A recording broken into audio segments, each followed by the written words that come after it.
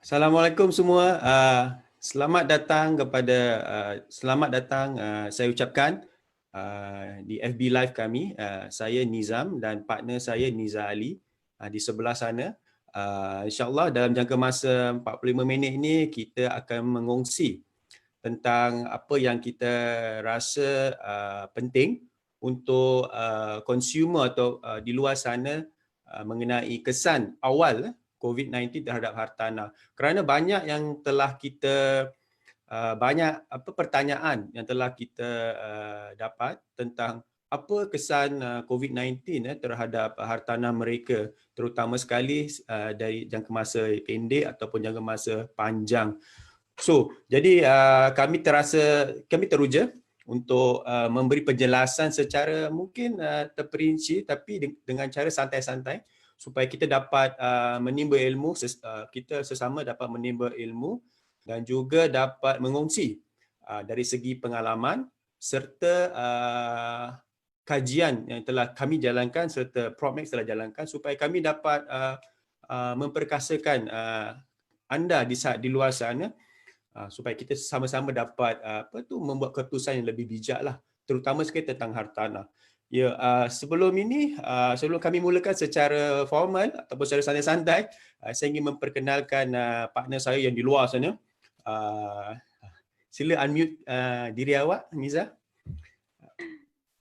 Okay, Silakan. Assalamualaikum semua. How are you guys out there? Okay, kita dah banyak kali Nizam cerita tentang hartanah di dalam Inggeris. So sekarang saya cubalah dalam bahasa Melayu mana tahu boleh menjawab pertanyaan ramai pelanggan di sana.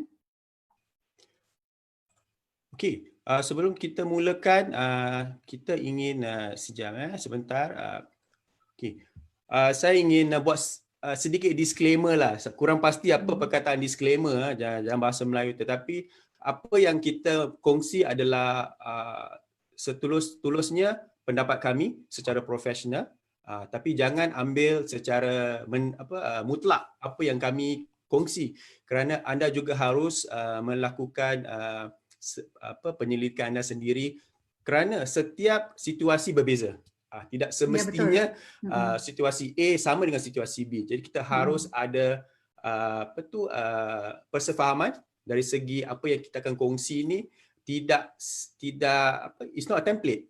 Jadi different people ataupun perbezaan di antara setiap keluarga atau household itu amat berbeza dari segi finances, dari segi CPF, dari segi harga rumah dan seterusnya. Jadi apa yang akan kami kongsi pada hari ini ialah hartanah di Singapura terbagi pada dua, HDB dan private. Kebanyakan daripada kita tinggal di flat HDB. Semacam di belakang saya ni, saya sangat suka tentang background saya ni pasal dia memberi satu cahaya, sinaran mentari dan apa dipanggil ni, rainbow apa? Entahlah. Okey. Yalah, apa yang kami ingin cakap ialah hartanah HDB kerana 75% atau lebih daripada kita di Singapura ini tinggal di HDB. Jadi itulah satu topik yang hangat, topik yang amat dekat dengan hati kebanyakan kita, supaya kita dapat memastikan apa yang kita lalui dari segi memiliki HDB ini akan berkesanlah dari jangka masa pendek, jangka masa panjang untuk juga persaraan. So, Tapi Nizam kan, actually situasi sekarang yang kita hadapi ni bukan terjejas penghuni HDB saja. Even pemilik hartanah private pun terjejas. Tapi ramai tidak mendengarnya. Tapi kita setiap hari selalu menanganilah masalah-masalah mereka. Jadi tak kira whether you are HDB owners or your private sellers, okay, atau siapa yang pembeli di sana, semua masalahnya kita hadapi bersamalah. Betul. Ini adalah satu bukan masalah, mungkin satu perkongsian yang anda dapat mendapat penjelasan lah tentang hartanah anda, tidak secara mendalam, secara general. So apa yang ingin saya kongsi atau kami kongsi ialah mungkin saya share saya punya skrin dahulu. Okey. topik sebenar hari ini ialah kesan awal COVID-19 ataupun COVID-19 terhadap hartanah. Hartanah di Singapura lah ya. Okey, apa kesan awalnya? Okey. Mungkin kebanyakan anda telah pun membaca dari akhbar dan juga internet tentang ekonomi akan suram, ramai yang akan kehilangan pekerjaan dan nampak climate ataupun apa yang akan kita hadapi dalam jangka masa pendek dan panjang ini amat membimbangkan.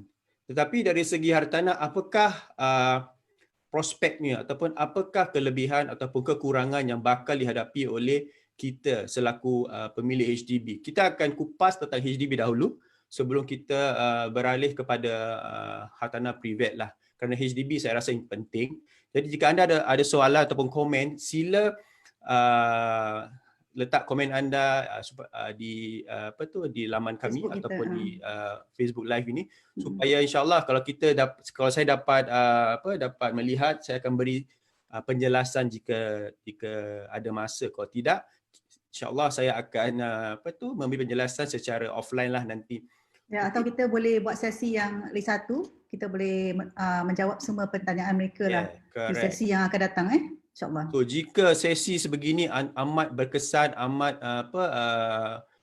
memberi manfaat kepada anda, sila share dengan teman-teman dan family supaya mereka juga dapat meraih manfaat.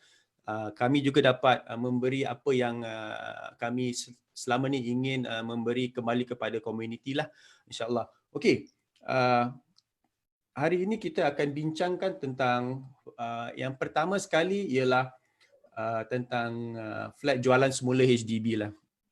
Okey, kemungkinan besar anda telah pun dapat membaca di akhbar tentang kesan COVID-19 ni dari segi penjualan hartanah semula, jualan semula lah HDB. So, headline this is tak salah saya Business Times. Business Times menyatakan HDB resale volume dips to 30-year low in May, but prices hold up. Apa maksudnya? Saya beri penjelasan dari segi bahasa Melayu.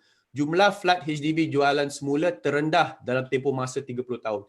Tetapi harga tidak menurun. So, apa maksud di sebalik headline ini?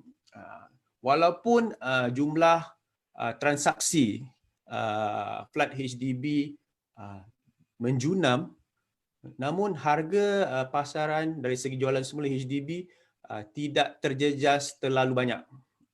Jika saya boleh katakan sebegitulah. Mengapa? Kemungkinan banyak perkara yang menjadi faktor ya. Mengapa jumlah flat jualan semula itu rendah daripada bulan-bulan sebelumnya. Okey, kemungkinan besar salah satunya ialah mungkin saya nak beri peluang pada Niza untuk menjelaskan dari segi volume transaksi mengapa ianya menurun tetapi harga tetap tidak meningkat ataupun menurun dengan mendadak. Silakan Niza. Actually ada banyak fakta tapi kita tahu COVID-19 ni bukan sesuatu yang kita dah pernah tangani. It's something new to us.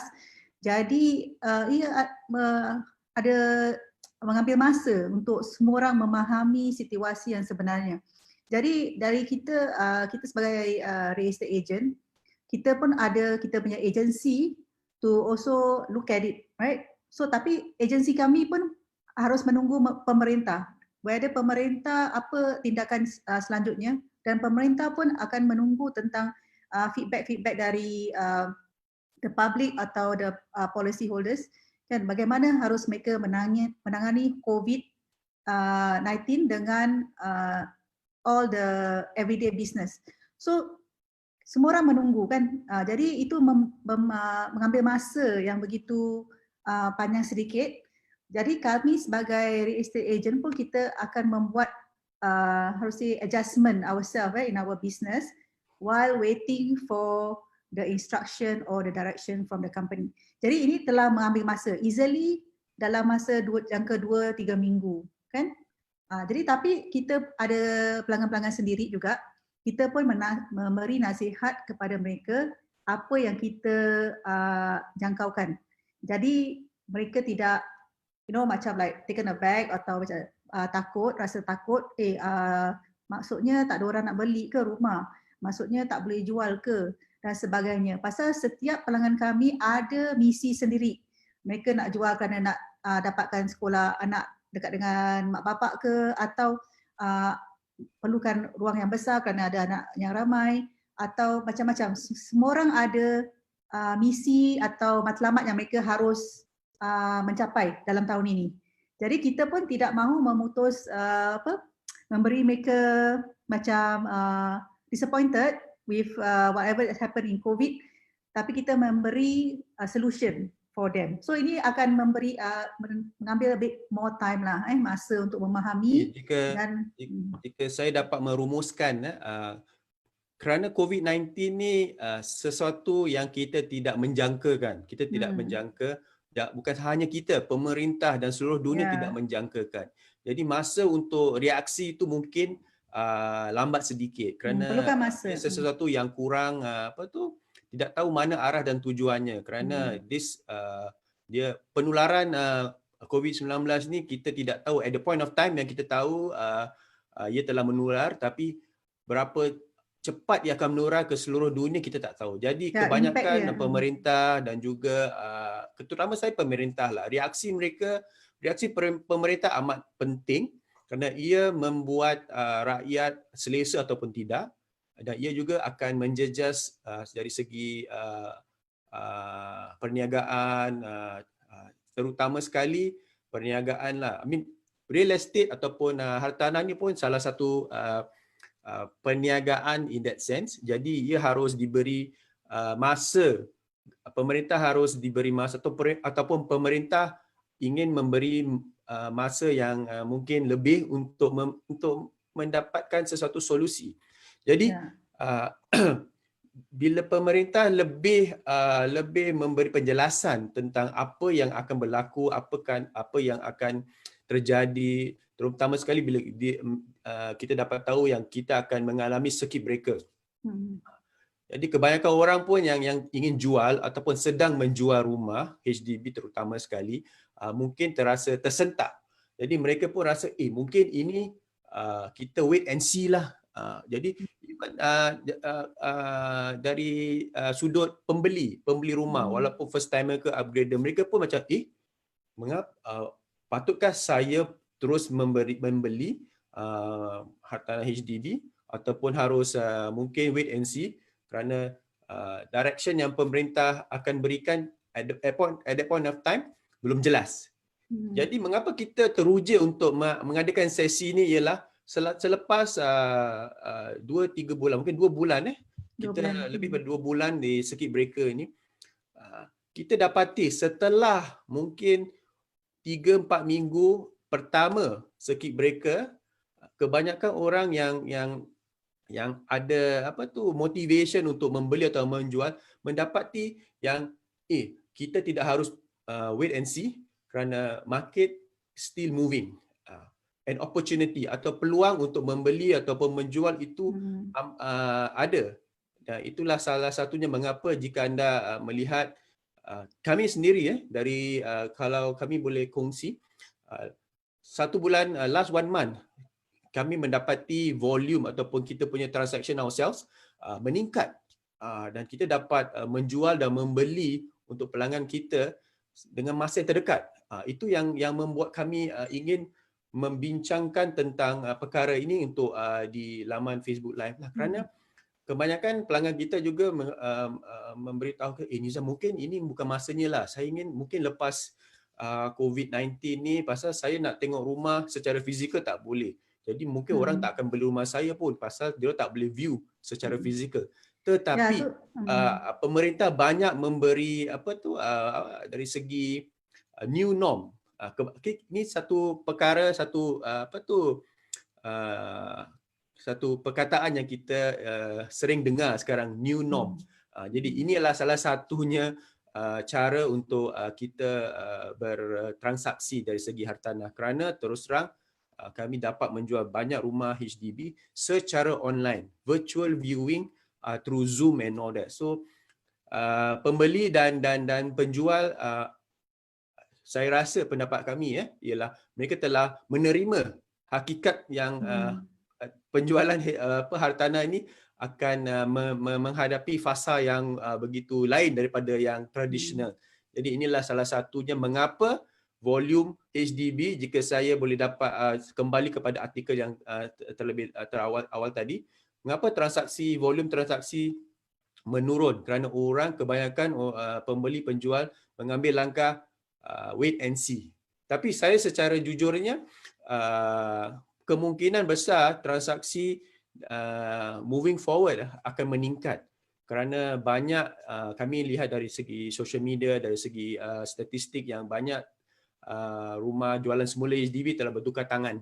So inilah salah satunya mengapa volume transaksi rendah tetapi harga tidak menurun, kerana demand tu masih ada. So demand ada, supply pun mungkin kurang, jadi harga tidak akan boleh meningkat kerana polisi HDB sangat ketat, tetapi kebanyakan pembeli yang ingin membeli dapat membeli secara cepat kerana mereka membuat keputusan dengan cepat, kerana jumlah HDB yang ada pun kekurangan. Bukan kerana tidak ada supply, kerana kebanyakan mungkin saya anggaran 50% dari penjual HDB mengambil keputusan wait and see.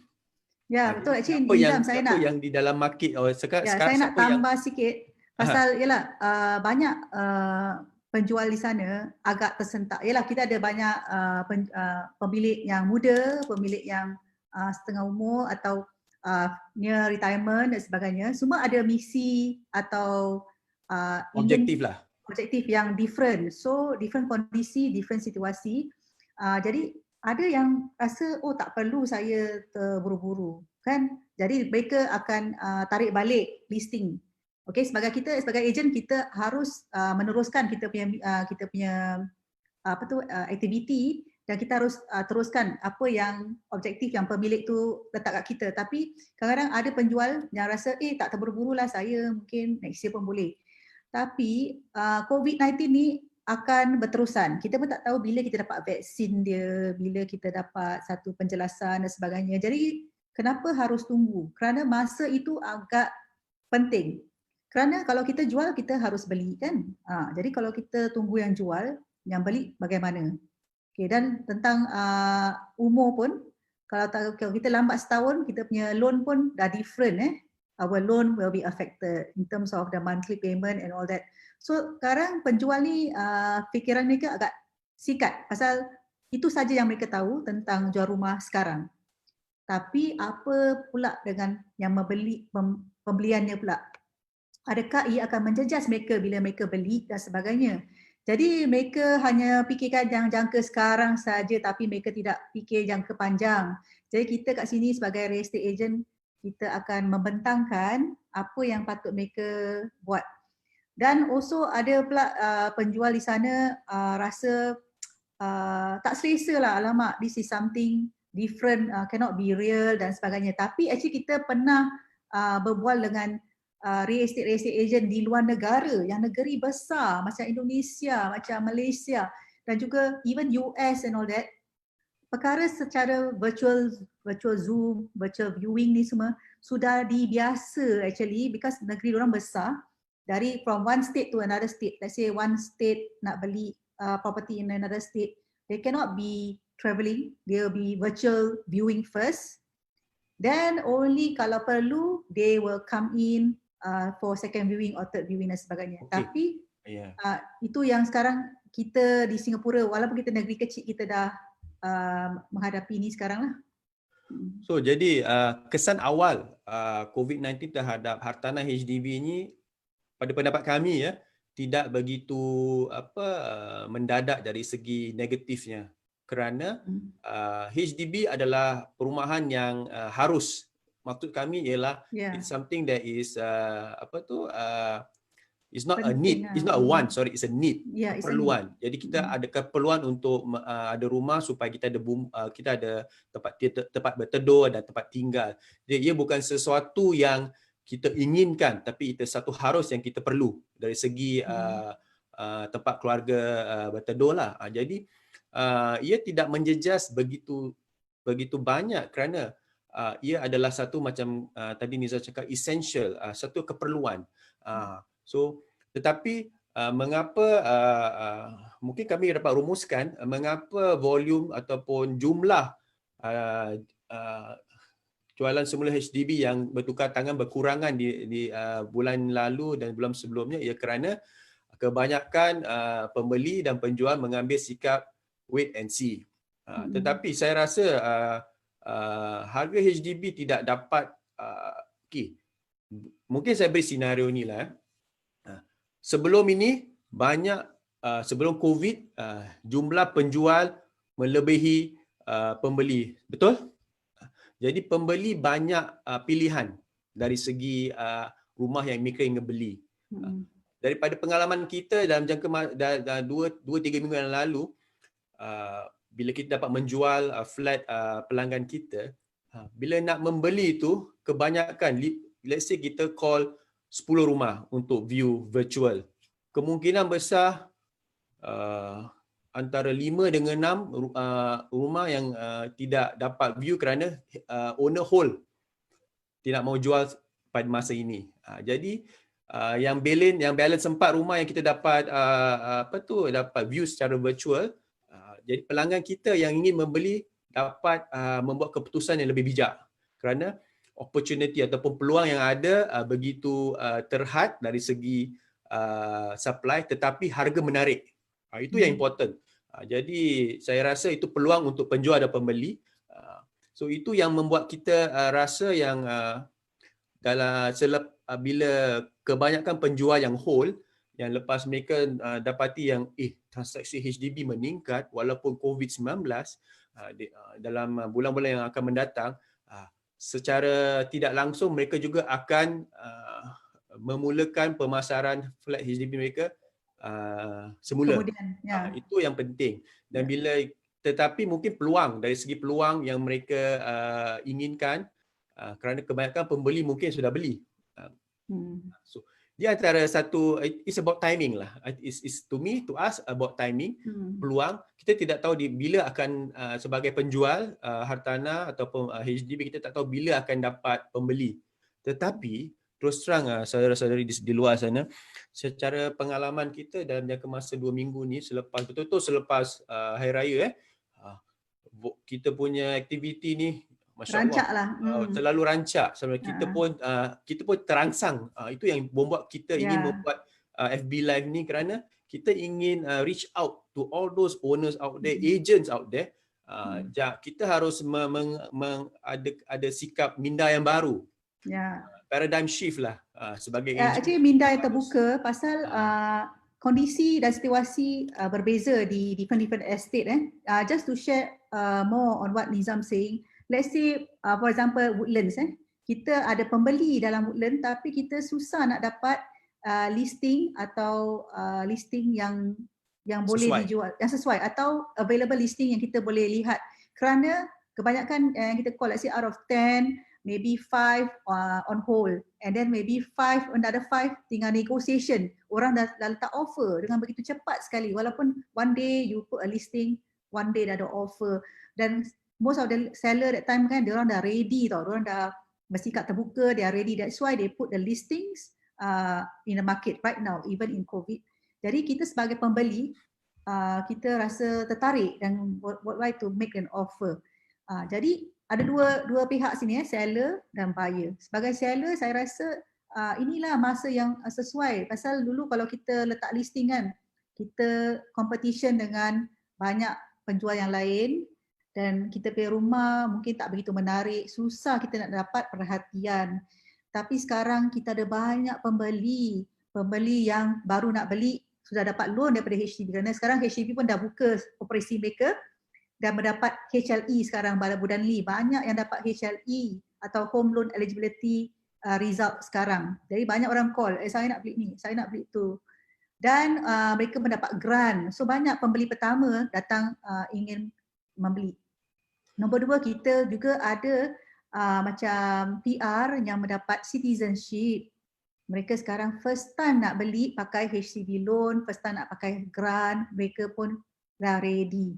Jadi kepada semua penjual di sana, jangan malu, jangan segan, cuba analyse balik situasi. Adakah bagus dalam estate tu, ada demand, inilah peluang mereka harus menonjolkan rumah mereka kembali untuk put in the market. Betul, saya setuju, amat setuju dengan apa yang Niza katakan, terutama sekali jika mungkin penjual di luar sana yang telah pun put your house on the market. Saya rasa harus re-engage agent yang sedang menjualkan rumah anda supaya dapat membuat penganalisis supaya apa yang sesuai dari segi harga, dari segi strategi penjualan, dan of course agent pun harus savvy dari segi open to technology. Pasal kita pernah macam kita ada pembeli nak lihat sebuah rumah itu, tapi kadang-kadang yang di sana pula tidak begitu ready to do a Zoom viewing, tidak ready ada video atau sebagainya. Jadi kita sebagai agent yang di sebelah pembeli ni kadang-kadang agak susah nak close the deal because the other side is not ready. So just to share cara kita, of course situasi sekarang hubungan seller dengan agent amat penting. Komunikasi di antara seller dan agent amat penting. Dan juga agent dengan agent juga. Bagaimana cara kita lakukan penjualan HDB marketing kita ialah menerusi perhubungan yang amat baik dengan seller. Imagine kita ada warga tua, warga mapan yang kita telah pun menjual rumah mereka. Mula-mula nak Zoom tu memang masalah, tapi kita buat try run, kita buat rehearsal, cara-cara macam mana nak pusingkan kamera, apa nak zoom, apa nak tunjukkan. Alhamdulillah, terus terang kami cakap, the first viewing, virtual viewing through Zoom, kita dapat offer dan sekarang pun telah terjual dan insyaAllah buyer akan exercise kerana valuation dah keluar.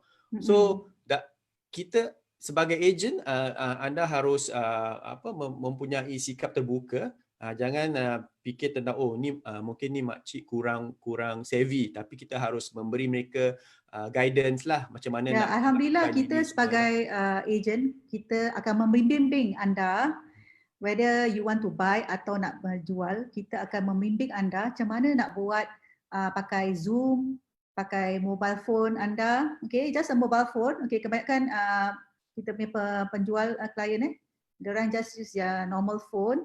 Kita akan guide them. We have a test run dulu. Macam mana untuk membuat viewing tu sebelum kita tunjukkan kepada pembeli lah. And of course kita pun ada kita punya virtual V360 yang kita sekarang pasal selepas phase 1 ni kita punya kru boleh pergi ke flat atau hartanah itu untuk mengambil gambar secara virtual lah, V360 punya tour. Jadi if you safe distancing, dia boleh lakukan pekerjaan tersebut. Jadi dia memberi pelanggan kami, klien kami lebih assurance lah yang dari walaupun situasi amat sukar, tidak seperti norma, tetapi kita harus mempunyai minda yang terbuka, whether agent, seller, buyer, untuk mendapatkan sesuatu yang win-win lah. Itu yang important. So sebagai rumusan untuk hartanah HDB, kami secara terperinci kami ingin menjelaskan yang volume transaksi kami expect akan meningkat dalam masa-masa yang terdekat kerana virtual viewing ataupun transaksi tanpa physical viewing ni akan menjadi satu norma. Jadi real estate bukan essential services. Jadi kita tak tahu bila kita dapat view rumah secara fizikal. So jika peluang tu ada, kita harus mengambil supaya kita dapat melangkah seterusnya daripada segi perumahan seterusnya lah. Motivasi tu important, tetapi anda harus lakukan analisa dari segi financial breakdown, dari segi affordability untuk pembelian ni semua harus dilakukan dahulu sebelum kita melakukan apa yang kita telah bincangkan lah. Kerana dari segi pengalaman, once kita put your unit in the market, and daripada platform yang kita ada, terus bukan nak cakap apa, terus terang last 1 week, 3 daripada transaksi kita, 1 virtual viewing, dapat offer, close. So important anda harus bersedia dari segi pembeliannya juga. So kita akan buat background check semua apa yang kita harus lakukan, dan insyaAllah transaksi itu akan berjalan dengan lancar lah secara aman. Jadi tak kira pembeli atau penjual, ia boleh dijalankan. Okay, jadi it's something positive. We already have seen many from our colleagues as well, and also from us. It's something positive. Ken, jika anda ada soalan tentang hartanah HDB, boleh PM kami ataupun komen, jadi kita dapat menjawab soalannya kemudian. Now sekarang kita ingin melangkah seterus pada the last 15 minit ini untuk topik yang tentang private property lah. Mungkin saya nak share saya dapat menimba ilmu kita. Sekejap Okay.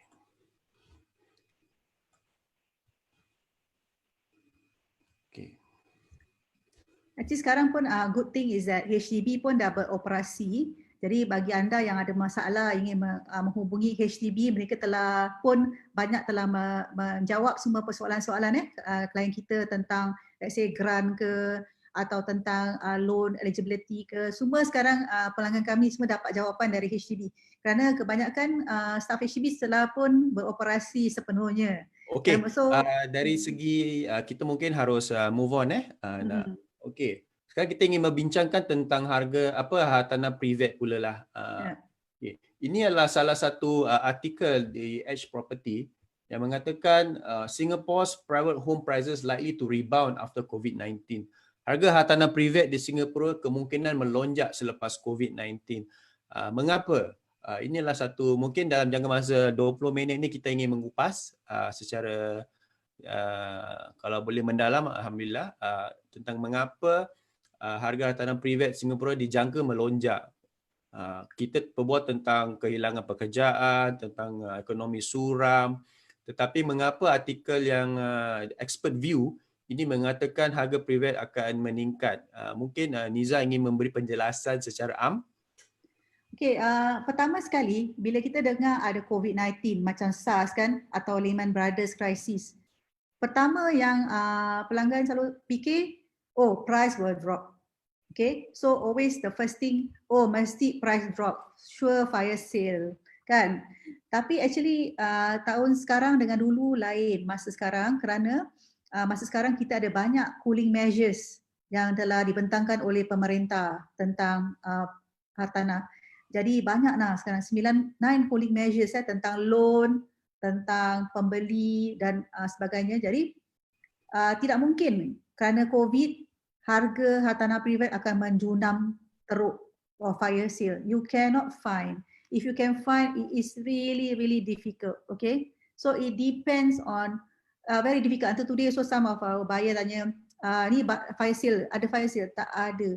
But whether is it private landed atau private condominium pun tak ada. Okay, jadi apart from that, kita punya private new launch yang penjualan baru pun masih setiap hari ada jualan. Jadi macam mana nak harga nak turun kan? Jadi tak semestinya dan tak akan dilihat di masa sekarang. That's one thing. Dan nombor dua, kalau anda rasa tak apalah, tak ada orang beli pun, siapa nak beli kan masa ni? Mesti semua fikir tentang pekerjaan dan sebagainya. Tidak semestinya, kerana sekarang pun kita dah lihat government dan juga developer memberi kelonggaran tentang even bank memberi kelonggaran tentang bayaran your current house atau bayaran yang telah kita beli, rumah yang kita dah beli sebelum COVID. Jadi banyak bantuan yang telah dibentangkan oleh pemerintah dan juga bank dan juga developer.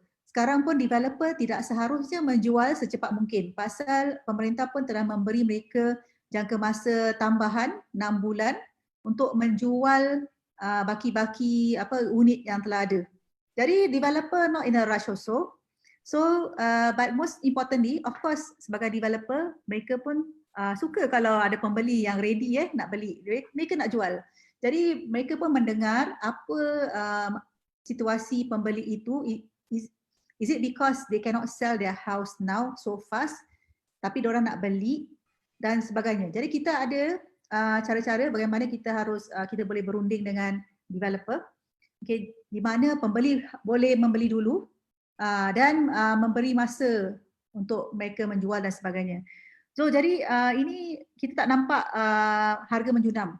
Tapi developer ada memberi sedikit, mungkin discount, okay. Tapi discount dia is just very little pasal we are not seeing a price drop. So certain development ada.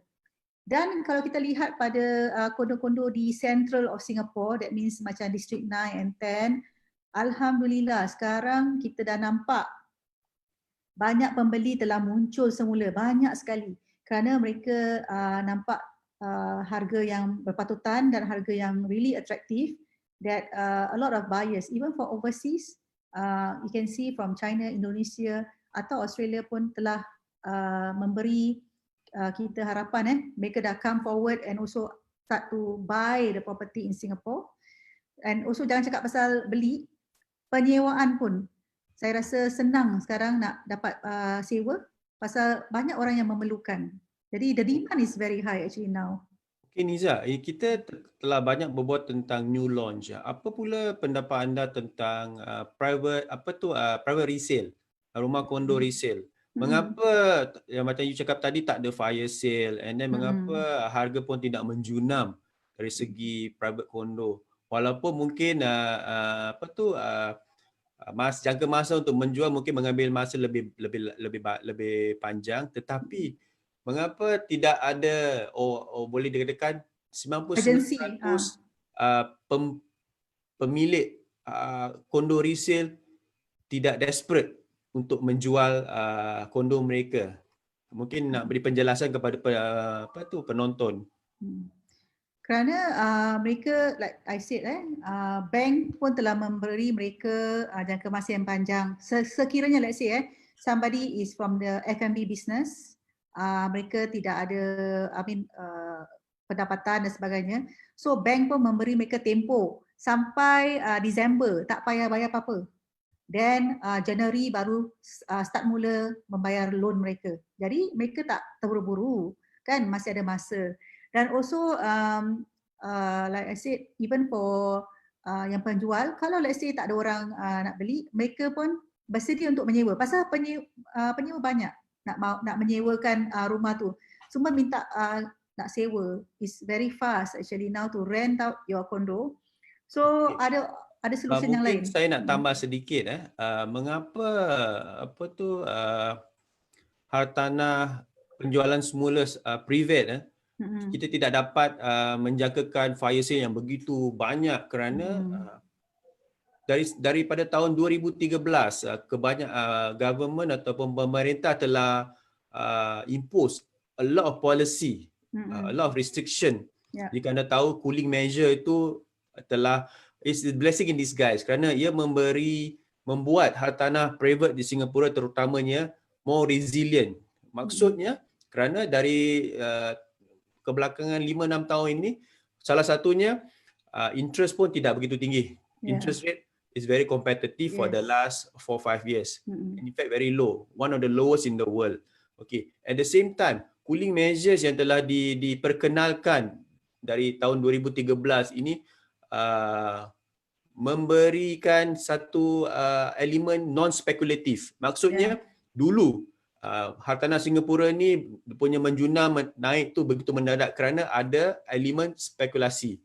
Tetapi selepas 2013 di mana pemerintah introduce the cooling measures, boleh dikatakan tiada spekulasi dari segi pembelian hartanah. Kerana hari ini anda beli hartanah private, besok anda tidak boleh jual kerana ada additional tax for the next 3 years.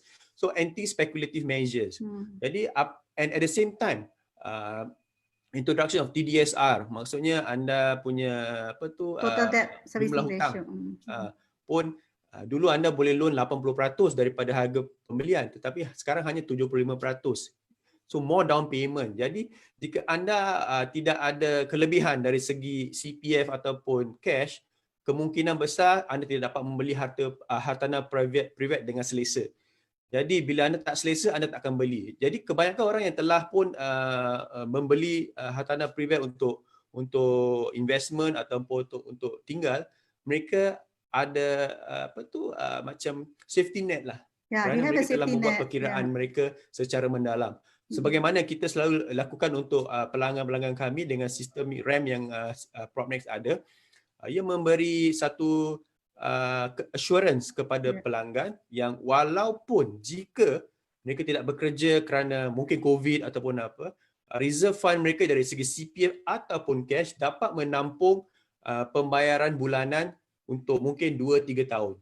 Itu yang penting. Jika anda ingin membeli hartanah private, anda harus mempunyai safety net dari segi CPF ataupun cash. Dan anda harus ada holding power. Maksudnya holding power ini ialah jika berlaku seperti bagaimana yang kita sedang hadapi ini, anda tidak perlu menjual hartanah private anda secara mendadak supaya anda dapat cut your losses. No. So that is different. So hartanah private di Singapura ni very resilient. Ia kerana faktor-faktor cooling measure telah diperkenalkan pemerintah sejak 2013. So dan Nizam, also pasal kita come back to the interest rate. Yes.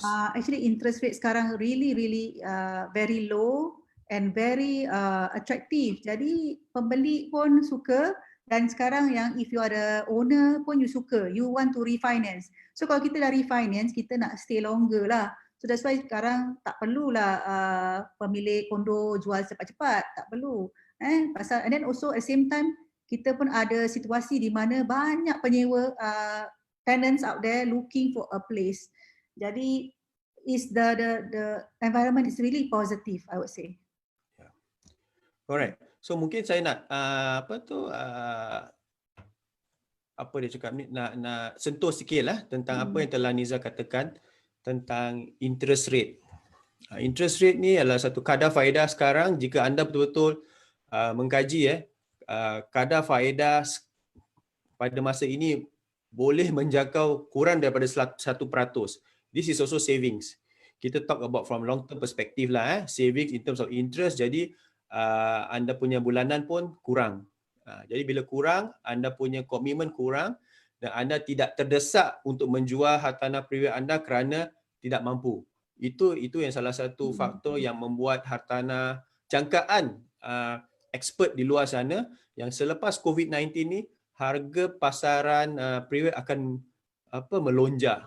Whether it's kemungkinan besar melonjak secara mendadak ialah harga hartanah private yang belum siap launches. Ya, Nizam, saya pun nak bila new launch harga meningkat, harga pasaran resale pun akan follow suit lah.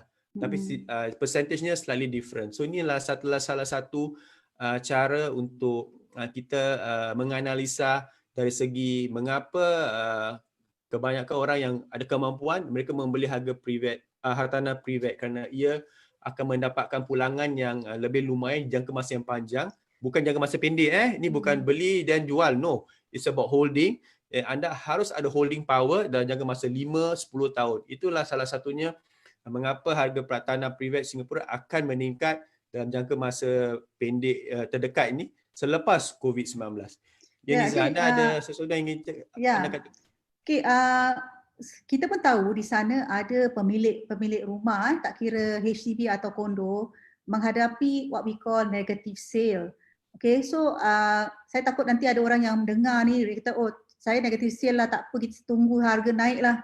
Okay, ini ada masalah sikit kalau anda berfikir macam gitu, pasal kita harus tahu market HDB lain dan market kondo lain.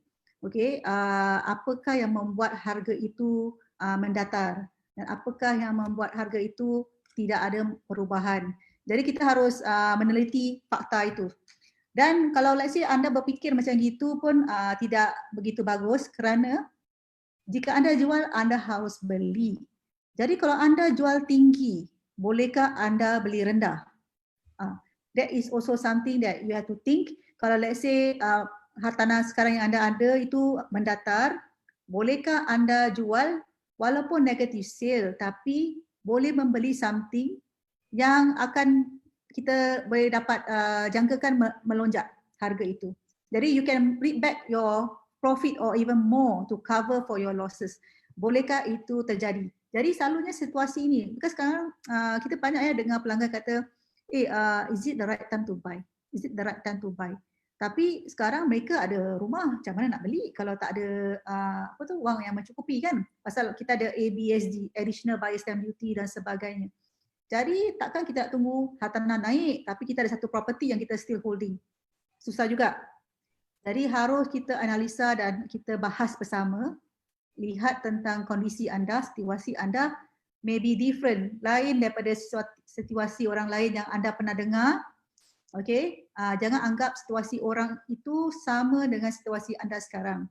Jadi berbahas dengan kita, kami, we are always ready to hear out your problems or queries because we are here to give you some solutions. Saya amat setuju kerana jika anda daripada permulaan FB Live kami, saya telah memberi satu gambaran yang setiap senario berbeza.